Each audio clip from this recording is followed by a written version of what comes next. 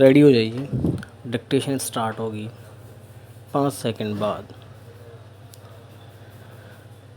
जैसे जैसे साल का यह समय नज़दीक आता है, मेरा दिल ज़ोर ज़ोर से धड़कने लगता है।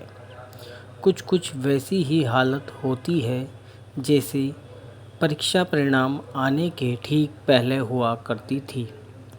इस सामने से यह बात भी याद आ रही है कि परीक्षा देने के बाद हम घर पर बड़े गर्व से बताया करते थे कि हमने खूब पढ़ाई की है और पर्चे बहुत अच्छे हुए हैं, इसलिए इस बार तो हमारा क्लास का टॉप करना पक्का है।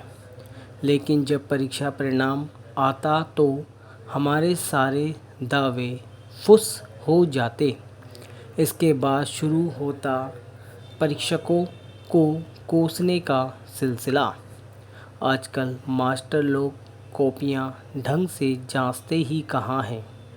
बहुत संभव है कि जिस दिन वे हमारी कॉपी जांच रहे थे, उस दिन उनकी अपने घर वालों से लड़ाई हो गई हो और सारा गुस्सा हम पर निकाल दिया हो, और ऐसी ही अनेक बातें। लेकिन ये बातें अब क्यों कर रहा हूँ? हाल में कर्शन वर्ल्ड वाइड जर्मनी की एक सहायता एजेंसी वेल्ट हंगर लिफ और यूरोप के अग्रणी अकादमिक संस्थान institute of international law of peace and armoured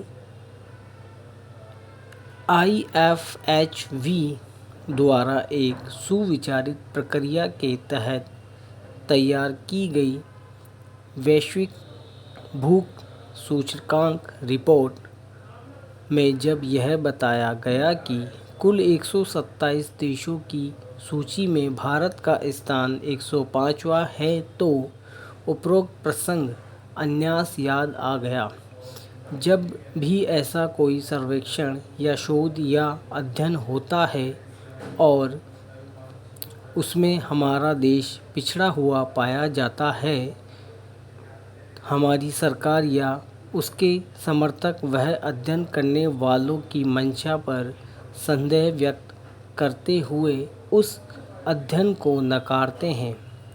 अगर सरकारी व्याख्याओं को एक साथ देखें तो लगता है कि जैसे सारी दुनिया हमारे विरुद्ध षड्यंत्र करने और हमें नीचा दिखाने में जुटी हुई है। हाँ, जब किसी सर्वेक्षण या अन्यथा भी हमारी वाहवाही होती है तो हम ऐसा करने वालों की सराहना करते नहीं थकते हैं।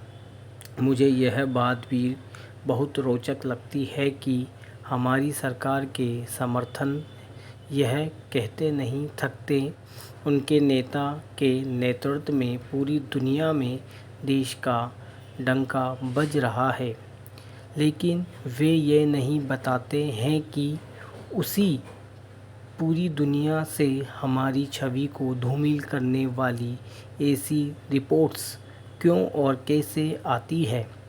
वैसे यह मानव स्वभाव ही है जिसे हमें लोक में मीठा मीठा गप और कड़वा कड़वा थू कहा जाता है।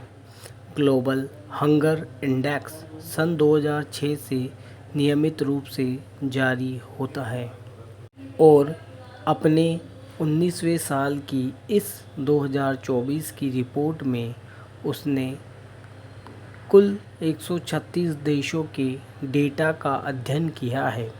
इस डेटा के अध्ययन के बाद इन संस्थाओं ने पाया है कि इसमें से 127 देशों के 2019 से 202 तक के डेटा इतने मुकम्मल है कि उनके आधार पर इनका वैश्विक भूख सूचकांक प्राप्त किया जा सकता है।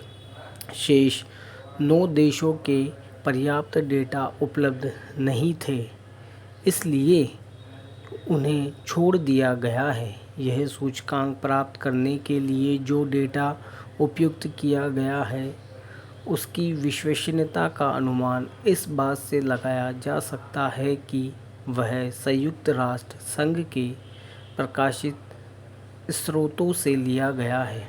ये स्रोत हैं संयुक्त राष्ट्र संघ का खाद्य एवं कृषि संगठन, विश्व स्वास्थ्य संगठन यूनिसेफ और संयुक्त राष्ट्र संघ का बाल मृत्यु आकलन विषयांक अंतर अभिकरण समूह। इसके अलावा विश्व बैंक और जनसांख्यिकी और स्वास्थ्य सर्वेक्षण कार्यक्रम भी इसमें शामिल रहे। यह सूचकांक 4 मुख्य संकेतकों को मिलाकर तैयार किए गए एक फॉर्मूला है के आधार पर भूख की बहुआयामी प्रकृति की पड़ताल करता है। ये 4 प्रमुख संकेतक हैं। अल्प पोषक अर्थात अपर्याप्त कैलोरी प्राप्त कर सकना। 5 वर्ष से कम की आयु के वे बच्चे जो क्रॉनिक अल्प पोषण के शिकार हैं और इस कारण जिनकी लंबाई उनकी उम्र के हिसाब से कम है। 5 वर्ष से कम आयु के वे बच्चे जिनका वज़न उनकी ऊंचाई के हिसाब से कम है और जो अत्यधिक अल्प पोषण के शिकार है। और 5 वर्ष के कम आयु वाले बच्चों की बाल मृत्यु दर। इन 4 संकेतकों के आधार पर प्रत्येक देश के लिए 100 बिंदु के पैमाने पर वैश्विक भूख सूचकांक की गणना की जाती है। 0 स्कोर का आशय है जहां भूख 0 है और जैसे जैसे ये स्कोर बढ़ता जाता है भूख की गंभीरता प्रदर्शित होती है। 10 बिंदु से कम वाले देश कम भूख वाले माने जाते हैं। 10 से 19.9 बिंदु तक वाले देश मध्यम भूख वाले, 20 से 34.9 बिंदु वाले देश गंभीर भूख वाले, 35 से 49.9 बिंदु वाले देश गंभीर भूख वाले हैं। स्टॉप।